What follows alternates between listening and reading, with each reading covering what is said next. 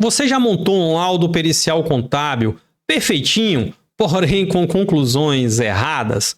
Pois é, isso acontece quando você não faz as perguntas corretas antes de fazer os seus cálculos e montar aquele laudo. E qual é essa pergunta?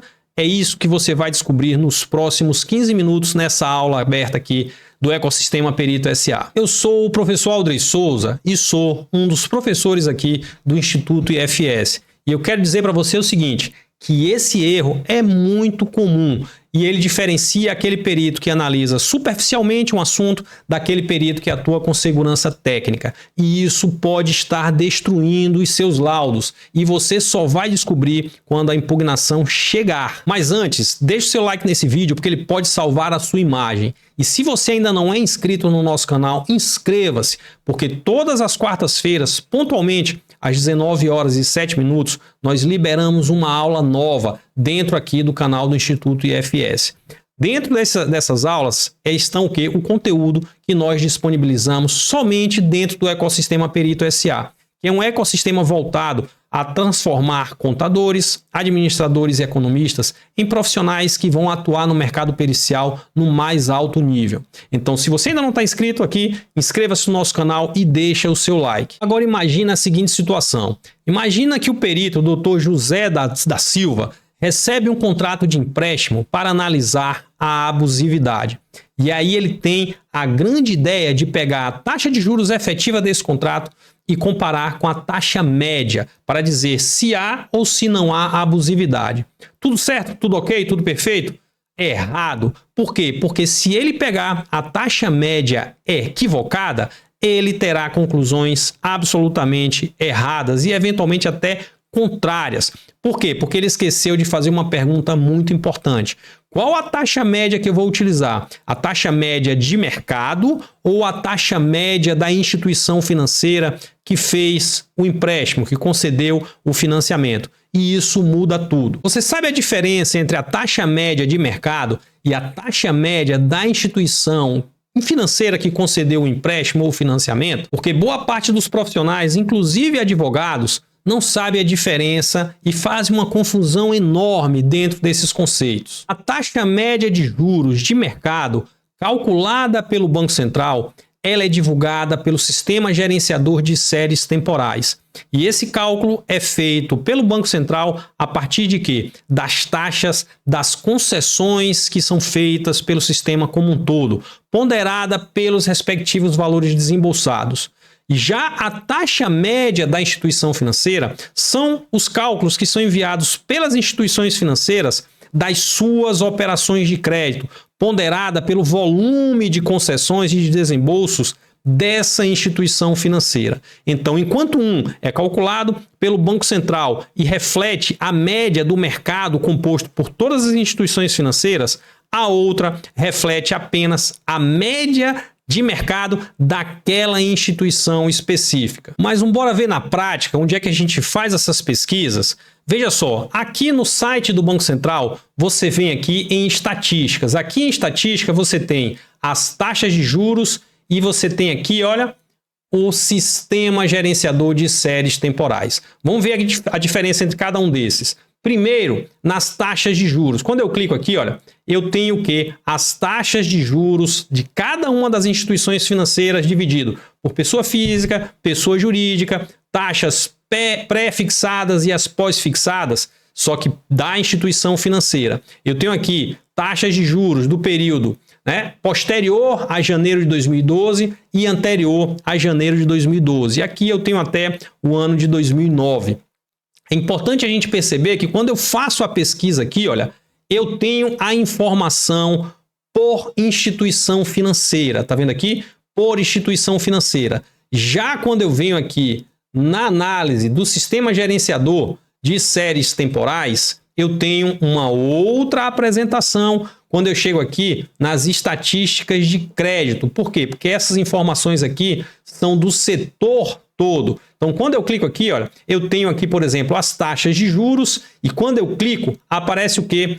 Taxas de juros com recursos livres, com recursos diferentes, com recursos direcionados e a taxa preferencial brasileira. Então vamos entender direitinho o que significa cada um desses conceitos? Então imagina que você está analisando dois contratos bancários. Um contrato de crédito consignado e outro de financiamento imobiliário. E aí eu te pergunto, você sabe que você pode ir fazer a pesquisa naquela aba de estatísticas das taxas do banco ou no sistema gerenciador de séries temporais. Um te dá a taxa média daquela instituição e o outro te dá a taxa média do sistema como um todo. E a gente viu aqui, ó, que na taxa do banco, a informação ali você vai obter de acordo com o tipo de crédito, de modalidade, se é pessoa física ou se é pessoa jurídica, por instituição financeira. Já no sistema gerenciador de séries temporais, você tem uma outra apresentação. Você tem a apresentação ali da taxa de juros, que é a taxa de juros média global, e você tem ali outros dois indicadores importantes, que trata da taxa de juros com recursos livres e a outra com recursos direcionados. Qual a diferença de um para o outro? A taxa de juros com recursos livres, elas basicamente trazem o quê? Trazem as taxas daquelas operações que são realizadas pelas instituições financeiras e que não têm nenhuma outra obrigação legal específica quanto à origem e à destinação desse recurso. Ou seja, não há um direcionamento. Ou seja, a instituição financeira ela pode pegar o recurso e emprestar para uma pessoa física, para uma pessoa jurídica, né? Sendo um empréstimo consignado, um empréstimo não consignado, pode emprestar para adquirir um veículo, pode emprestar por capital de giro de uma empresa, numa operação de cartão de crédito, por exemplo. Por quê? Porque ela tem liberdade para entregar aquele dinheiro, obviamente, né, seguindo as regras do sistema financeiro, para aquela pessoa, para aquele tomador. Já nas taxas de juros de operações direcionadas, você tem ali, por exemplo, recursos que têm uma origem, como, por exemplo, recursos do financiamento imobiliário, tem origem na poupança, na caderneta de poupança, no FGTS. Você tem recursos que vêm de bancos públicos, como o BNDES.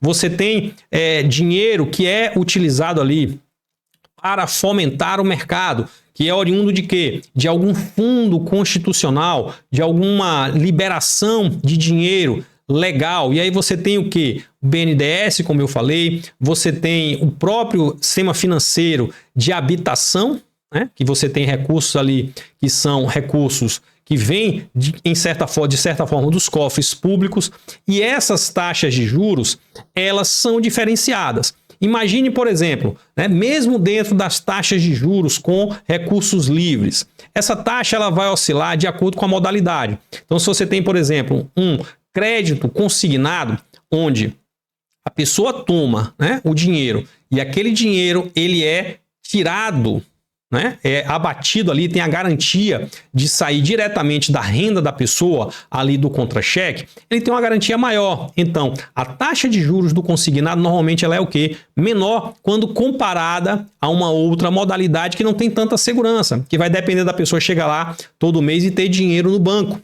né, para poder fazer aquele pagamento daquela parcela, né, com amortização e juros.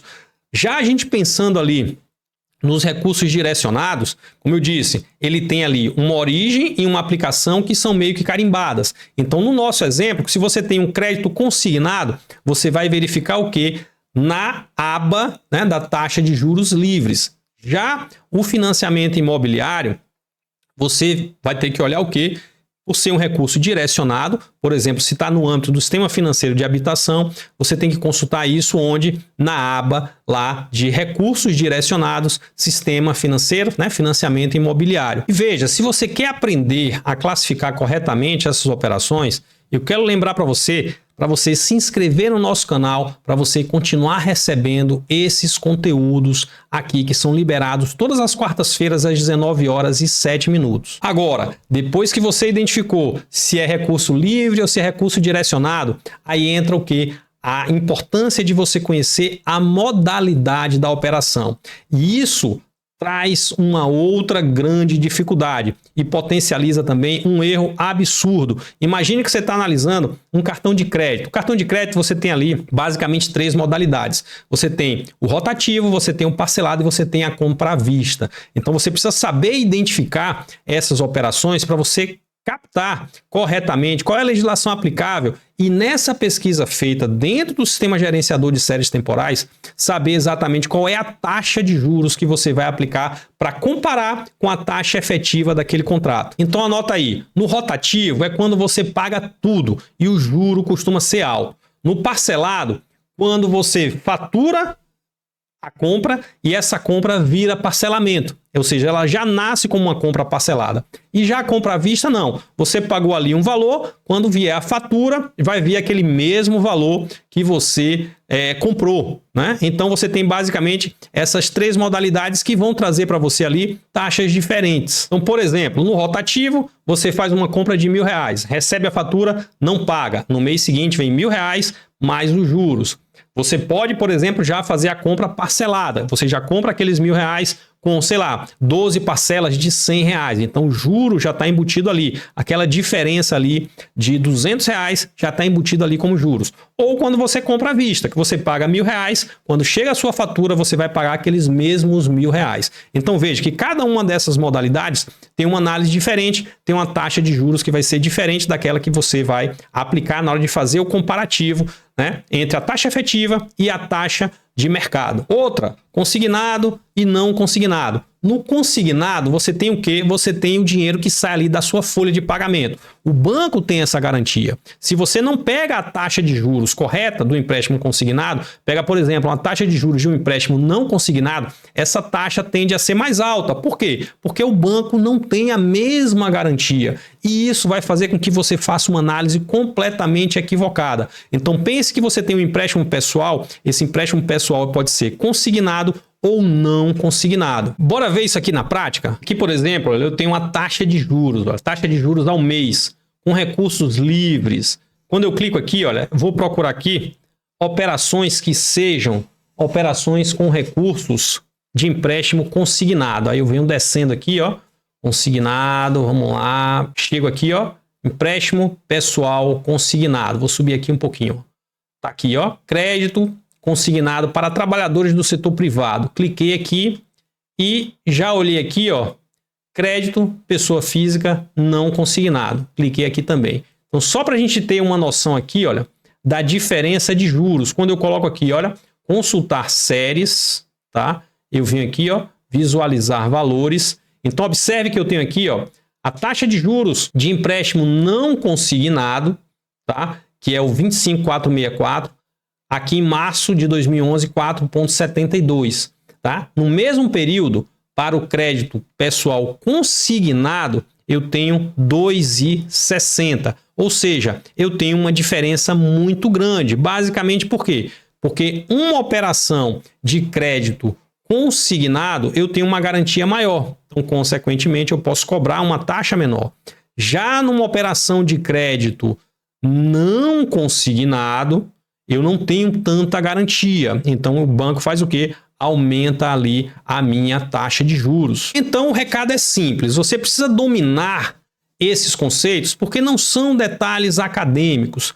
É basicamente a diferença entre você fazer um trabalho técnico, seguro, de perícia, de consultoria ou até de auditoria. Porque quando você erra a diferença entre um recurso que é livre, um recurso que é direcionado, quando você erra a modalidade correta, você começa o quê? A não saber identificar o básico, que é a taxa de juros aplicada àquela operação. Então, basicamente, você pensa aqui num sistema de gavetas. Primeiro, você precisa identificar se é recurso livre ou se é recurso direcionado. Depois, você precisa identificar qual é a modalidade, né? Se é empréstimo pessoal, se é consignado, se não é. Você precisa identificar se é para pessoa física ou para pessoa jurídica. Às vezes, dentro da própria classificação ali de pessoa física e de pessoa jurídica, você tem servidor público ou pessoa do mercado privado ou aposentado, você tem operações de crédito com prazos diferentes. Então, tudo isso é importante para você identificar qual a gavetinha correta para você chegar na taxa de juros que você vai aplicar naquele comparativo. Agora, eu quero que você deixe aqui nos seus comentários se você quer que a próxima aula seja uma aula fazendo toda a amarração disso aqui, né, apresentando um caso de A a Z, né, mostrando ali planilha, mostrando as consultas no sistema, ou se você quer que eu aprofunde uma operação específica, tá? Então deixa aqui nos comentários. E lembrando, deixa aqui o seu like e se você não está inscrito no canal, inscreva-se, porque todas as quartas-feiras, pontualmente, às 19h07, tem aula nova aqui no canal. Beleza? Grande abraço!